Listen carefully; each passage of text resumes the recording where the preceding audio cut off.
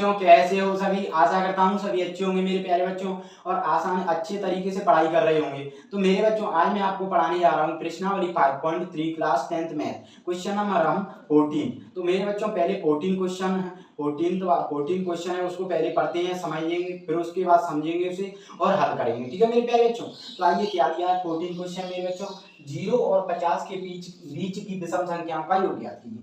मेरे बच्चों ये कह रहा है 0 और 50 के बीच की विषम संख्या। तो पहले तो हमें योग ज्ञात करने से पहले हमें क्या करना पड़ेगा, 0 और 50 के बीच की विषम संख्या ज्ञात करनी पड़ेगी, फिर वो संख्याएं आएंगी, फिर उनका योग होगा। यही तो क्वेश्चन कह रहा है। देखो 0 और 50 के बीच की विषम संख्या, तो 0 और 50 के बीच की विषम संख्या ज्ञात करोगे पहले, फिर जिन संख्याओं का योग, फिर उन संख्याओं का जो निकल के आएंगे उनका योग। तो मेरे बच्चों पहले तो आप जानो विषम संख्याएं क्या होती है, उनके बारे में बताया।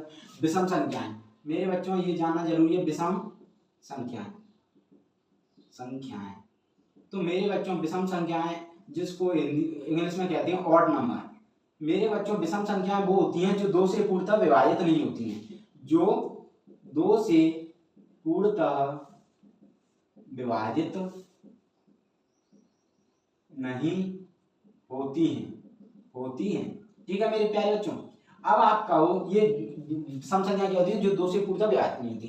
अब मैं कहूँ दोस्तों, पूछा गया 0 और 2 50 के बीच में, तो 0 क्या है। तो मेरे बच्चों 0 2 से पूर्णतः विभाजित नहीं होती है, विषम संख्या होती है। तो 0 है क्या विषम संख्या, तो 2 से 0 को भाग दोगे तो 0 आ रहा है, मतलब विभाजित हो रही है ये तो। और हमेशा ध्यान रखना 0 का किसी भी संख्या से भाग दोगे या 0 का किसी संख्या से भाग दोगे या 0 का किसी भी संख्या में भाग दोगे और गुणा करोगे तो 0 ही आएगा। ठीक है, तो ये क्या है 0, अब मतलब विषम संख्या क्या होती है, पूर्णतः विभाजित नहीं होती है, 2 से विभाजित। तो ये 2 से पूर्णतः विभाजित हो रही है, तो 0 क्या है, एक सम संख्या है। ध्यान रखना 0 कैसी होती है, एक सम संख्या। अब 1 को देखो, 0 और 50 के बीच में करना, तो अब 1 को देखो तो 1 से करोगे तो 2 का भाग दोगे तो क्या है, ये पूर्णतः विभाजित नहीं है, तो पूर्णतः विभाजित नहीं, वही तो विषम संख्या है, तो 1 हमारी विषम संख्या हो गई। ऐसे ही मेरे बच्चों 2 क्या है, ये क्या है, ये मेरे बच्चों पूर्णतः विभाजित हो रही, तो ये सम संख्या है। सम संख्या क्या होती है वो समझाता हूं जिससे कंफ्यूजन और दूर हो जाए। सम संख्या होती है मेरे बच्चों जो 2 से पूर्णतः विभाजित होती है, जो 2 से पूर्णतः विभाजित होती है। राइटिंग का मत जाओ, मैं समझाने के लिए बता रहा हूँ, ये आपको क्वेश्चन में थोड़ी लिखना है, ये समझाने के लिए बता रहा हूँ। सम संख्या 2 से पूर्णतः विभाजित होती है, तो ये क्या है, ये सम संख्या है। तो 1 के बाद क्या आएगा 3। अब 4 क्या है, 4 2 से भाग जा रहा है पूरी बार, तो ये क्या है, ये विषम संख्या नहीं है। ये विषम संख्या होती है जो पूर्णतः विभाजित नहीं होती है, तो 5। अब आपने एक गौर किया होगा मेरे बच्चों, ये विषम संख्या क्या होती है, विषम संख्या होती है मेरे बच्चों सम संख्या, एक सम संख्या के बाद विषम संख्या आती है। कैसे, ये 0 है तो 0 क्या है, सम संख्या। अब इसके ठीक एक बाद क्या आएगी, विषम संख्या। इसके एक बाद क्या आएगी, सम संख्या। 2 आएगी ना, तो 2 सम संख्या, मतलब एक सम संख्या के बाद एक विषम संख्या आती है। ऐसे ही पैटर्न चला जाता है। ऐसे देखो, एक सम संख्या, फिर विषम संख्या, फिर सम संख्या आएगी, फिर विषम संख्या आएगी, फिर सम संख्या आएगी 4, फिर विषम संख्या। ऐसे ही पैटर्न चलता जाता है, सम संख्या विषम संख्या, सम संख्या विषम संख्या। ठीक है, ऐसे। तो हमें निकालना क्या है मेरे बच्चों, 0 और 50 के बीच की विषम संख्या। योग तो बाद में करेंगे पहले संख्या में, तो ऐसे निकालोगे तो मेरे बच्चों अब एक एक छोड़ के निकालना है। तो एक तो बीच में क्या है, 5 और 7 के बीच में 6 क्या है, विषम संख्या, सम संख्या है, 2 से पूर्णतः विभाजित होती है, तो एक एक छोड़ दो। तो ऐसे आप निकालोगे 50 तक, तो कितनी बहुत देर लगेगी। तो इसके लिए हम क्या करेंगे, इसके लिए एक समांतर श्रेणी होती है, जो समांतर श्रेणी होती है वो श्रेणी बनाएंगे। कैसे मेरे बच्चों, श्रेणी इस प्रकार की होती है, श्रेणी कुछ इस प्रकार की होती है, मतलब उसमें 3 पद लेने पड़ते हैं। इसने 3 पद ले लिए, ठीक है, और ये कितने तक है, 0 से है, तो 0 से 3 पद ये हुए, और 50 तक है तो 50 तक ले लो, मतलब 3 पद यहाँ ले लो। चेक करने के लिए समांतर श्रेणी, एक श्रेणी लेंगे, बनाएंगे, उसमें समांतर श्रेणी देखेंगे। तो समांतर श्रेणी होती क्या है, समांतर श्रेणी होती है मेरे बच्चों, इसमें 2 पदों के बीच का अंतर निकालते हैं। ऐसे ये 2 पद है, ये 2 पद है, इनमें से दूसरे में से पहला पद घटाते हैं हमेशा, क्योंकि दूसरे में से पहला पद घटाते हैं हमेशा, और अंतर जब समान आता है मेरे बच्चों, ऐसे दूसरे में से पहला पद, तो 3 में से 1 गया 2, 5 में से 3 गया 2,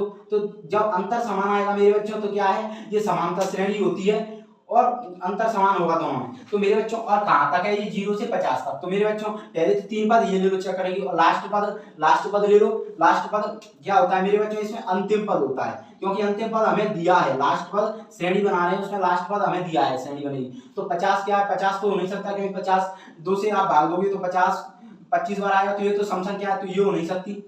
ये एक क्या है, 49 हो सकता है, और इससे पहले भी लिख लो, देखो 45 हो सकती है, 47 49।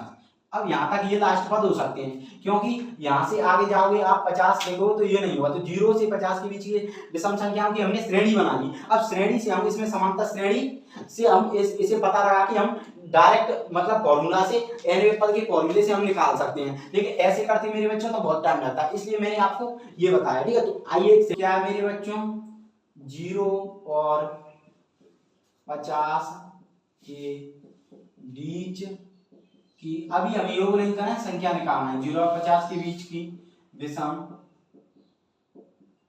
संख्या है, संख्या में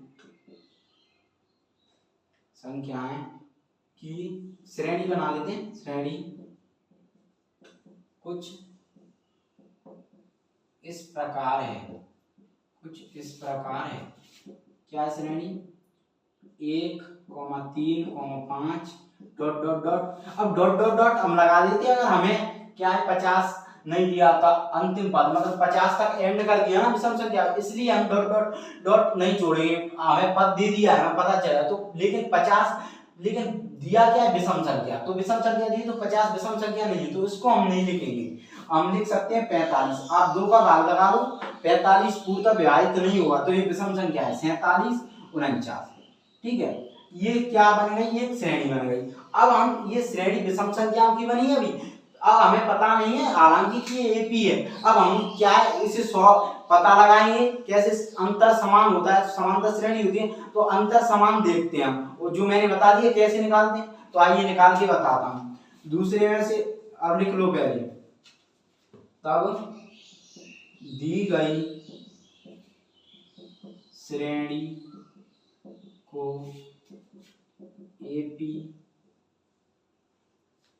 निकालने, सॉरी दी गई श्रेणी में एपी ज्ञात करते हैं। तो मेरे बच्चों ज्ञात करोगे तो देखो, दूसरे में से हमेशा पहला पद घटाते हैं, तो a2, इसको पदों को a से दर्शाते हैं, पहले पद को a1, दूसरे a2, ऐसे ही बोलते जाते हैं, तीसरे a3, 4, तो a2 माइनस a1, तो मेरे बच्चा क्या है 3 माइनस 1 क्या होगा 2। ऐसे ही मेरे बच्चों a3 माइनस दूसरे में से पहला पद a2, तो क्या होगा 5 माइनस 3 2।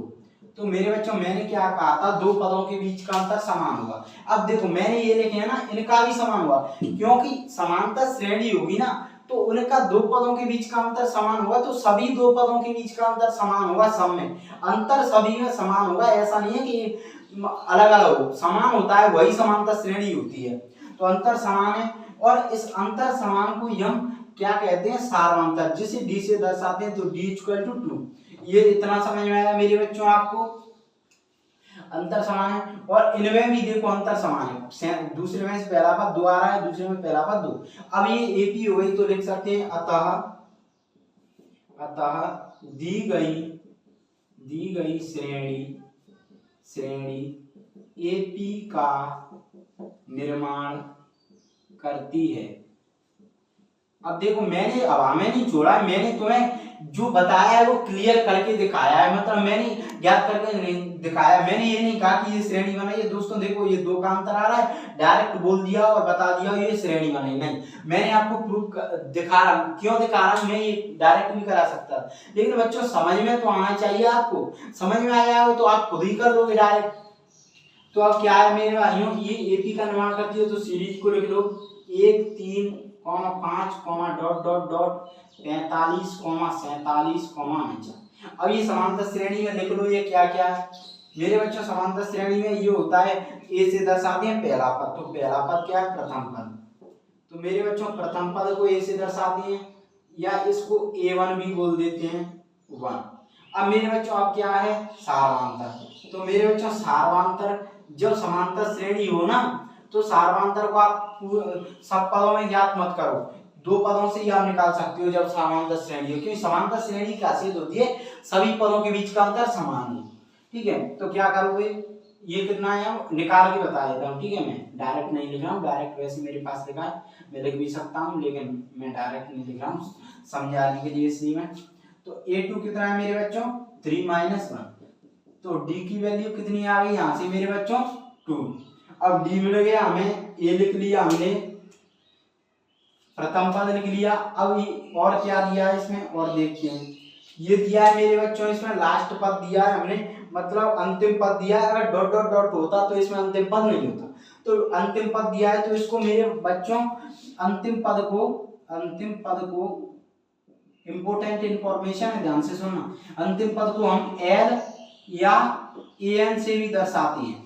अगर यहाँ पे अंतिम पद नहीं होता तो एन होता है, एन पद का मान, ठीक है। इसको एल भी लिख सकते हो, ये एन नहीं लिखो तो कोई दिक्कत नहीं, एल भी लिख सकते हो इसको, ठीक है मेरे बच्चों। क्या है, एल भी लिख सकते हो। कितना दिया मेरे बच्चों, 49, ठीक है। अब मेरे बच्चों, अब ये तो आ गई, अब हमें ज्ञात करना है 0 और 50 के बीच की विषम संख्या, तो उनके बीच की विषम संख्या ज्ञात करना, तो इनसे ज्ञात कर सकते हैं। फिर उसके बाद योग ज्ञात करो, पहले संख्या ज्ञात करो। तो इसके लिए क्या फॉर्मूला होता है, इसके लिए जो यहाँ पे अंतिम पद सार्वधातुक और प्रथम पद हो, तो इसमें nवें पद, मतलब संख्या ज्ञात करना, मतलब n का मतलब होता है कौन सा पद, तो पद ही तो ज्ञात करना है, हम टोटल पद मतलब कितनी संख्या, तो इसका मतलब होता है n का मान हम ज्ञात करना है हमें। तो n इक्वल टू n पदों की संख्या। तो मेरे बच्चों पदों की संख्या ज्ञात करोगे तो इसमें लिख दो क्वेश्चन मार्क। अब लिखो nवा पद, तो मेरे बच्चों सॉल्व करोगे, इसको लिख लो nवा पद l इक्वल टू a प्लस n माइनस 1d। अब मेरे बच्चों आपकी मन हो तो an भी लिख सकते हो, यहाँ पर मैंने l ले लिया, उससे कोई फर्क नहीं पड़ता है। a की वैल्यू मेरे बच्चा कितनी है मेरे बच्चों, 1 प्लस n की वैल्यू कितनी है, n की वैल्यू निकालनी है हमें मेरे बच्चों, संख्या ही तो निकालनी है टोटल, इन पदों के बीच की श्रेणी बनी। और d की वैल्यू कितनी है, 2। यहाँ से आप सॉल्व करोगे तो 1 प्लस, यहाँ से सॉल्व करो तो 2n माइनस का कितना आ जाएगा मेरे बच्चों, 2। अब यहाँ से सॉल्व करो तो 49 इक्वल टू माइनस के 2 में से प्लस का बन जाएगा, तो माइनस का 1 प्लस 2n, तो 49 इधर आ जाएगा प्लस 1 इक्वल टू 2n। तो मेरे बच्चों 50 इक्वल टू 2n। अब यहाँ से n की वैल्यू निकाल लो, 50/2 इक्वल टू n, इससे कट गया 25, तो n की वैल्यू कितनी आ गई, 25। तो ये क्या आया है मेरे बच्चों, ये आया है हमारे पास 0 और 50 के बीच की विषम संख्याएं कितनी है, 25 होंगी। 0 और 50 के बीच की विषम संख्याएं कितनी होंगी, 25, ठीक है। ये आपको समझ आया। अब हम निकाल सकते हैं विषम संख्याओं का 0 और 25 के बीच की विषम संख्याओं का योग, क्योंकि 0 और 50 के बीच की विषम संख्या 25 है, तो 25 संख्याओं का योग निकालना है, ठीक है, हमें विषम संख्याओं का योग। समझ में आया। 0 और 50 के बीच की विषम संख्याएं कितनी हो गई, यहाँ पे देख सकते हो विषम संख्याएं कितनी निकाली, 0 और 50 के बीच की 25। अब हमें निकालना विषम संख्याओं का योग 0 और 50 के बीच। तो मेरे बच्चों इसके लिए 0 और 50 के बीच की विषम संख्या, तो 25 आया, तो 25 विषम संख्याओं का योग निकालना है। तो इसके लिए फॉर्मूला होता है प्रथम n पदों का योग, या इसको बोल सकते हो प्रथम n विषम संख्याओं का योग। n की वैल्यू क्या है, संख्या, मतलब n यहाँ पर क्या होता है, प्रथम n पदों का योग Sn बोलते हैं, s होता है योग यहाँ पर, तो योग याद करना है, n होता है संख्या, मतलब कौन सी संख्या, तो हमें क्या दिया है 25, तो 25 इसका मतलब क्या होगा, 25 संख्याओं का योग या 25 पदों का योग, बात एक ही है। तो ऐसे इससे निकाल सकते हैं, तो यहाँ पर निकालेंगे तो निकालोगे तो लिखो प्रथम n पदों का योग, निकालोगे तो लिखो प्रथम n पदों का योग।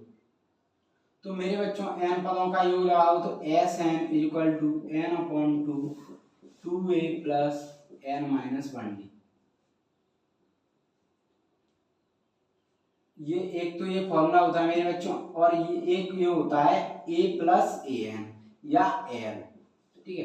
तो मेरे बच्चों ये कंडीशन के हिसाब से लगते हैं, जब प्रथम पद और अंतिम पद न दिया हो तो ये लगता है, और प्रथम पद और अंतिम पद दिया हो तो ये लगता है। तो हमारे पास प्रथम पद और अंतिम पद दोनों हैं, तो इस वाले फॉर्मूले को लगाएंगे हम, ना कि इस वाले को, पहले वाले। तो मेरे बच्चों यहाँ पे लिख लेते हैं, मैंने क्या है वो मिटा दिया था, वो हमने लिखा था, हमारे पास जगह नहीं थी, तो इसको प्रथम पद और अंतिम पद को हम लिख लेते हैं यहाँ पर, जिससे वैसे लिखा तो पहले भी था, लेकिन आपको समझने के लिए आसानी हो इसलिए मैं लिख देता हूँ यहाँ पर। ठीक है मेरे बच्चों, तो लिख लो प्रथम पद ए इक्वल टू बने अपना, ठीक है, और अंतिम पद क्या है मेरे बच्चों, एल इक्वल टू कितना है 49, ठीक है, अंतिम पद कितना है 49, एन की वैल्यू कितनी है यहाँ पर 25, ठीक है मेरे बच्चों। डी के साथ क्यों धोखा कर रहे हो, डी भी लिख लो 2। अब निकालो तो प्रथम एन पदों का योग। तो मेरे बच्चों 2 फॉर्मूले बताए थे, तो अब लगेगा कौन सा, कंडीशन के हिसाब से। तो कौन सा लगेगा, मैंने अभी बताया था n/2 a प्लस एल या an, इसको कुछ भी बोल सकते हो मेरे बच्चों, या इसको an भी लिख सकते हो, ठीक है। तो यहाँ से सॉल्व करो, n की वैल्यू क्या है 25/2, ठीक है। a की वैल्यू क्या है मेरे बच्चों 1 प्लस एल की वैल्यू 49। तो यहाँ से सॉल्व करो तो 25/2 50। अब यहाँ से गुणा करोगे तो 25/2 इंटू 50, समझ में आया, 25/2 इंटू 50। तो यहाँ से सॉल्व करो तो ये कितना आ गया 25। तो 25 गुणा 25 कितना होगा, 25 गुणा 25, 25 पंजे 125 की 5 आंसर की 12, 25 दूनी 50 10 60 2 62 625, 25 गुणा 25 625। तो ये कितना आ गया हमारा 625, मतलब S25। 0 और 50 के बीच 0 अब लिख सकते हो, अतः 0 और 50 के बीच की विषम संख्याओं का योग, 0 और 50 के बीच की विषम संख्याओं का योग 625 होगा। यही हमें निकालना था मेरे भाइयों। तो मेरे बच्चों अगर क्वेश्चन समझ में आया तो वीडियो को लाइक करें, शेयर करें, वीडियो पर कमेंट करें और चैनल को सब्सक्राइब करना न भूलें। धन्यवाद, थैंक यू।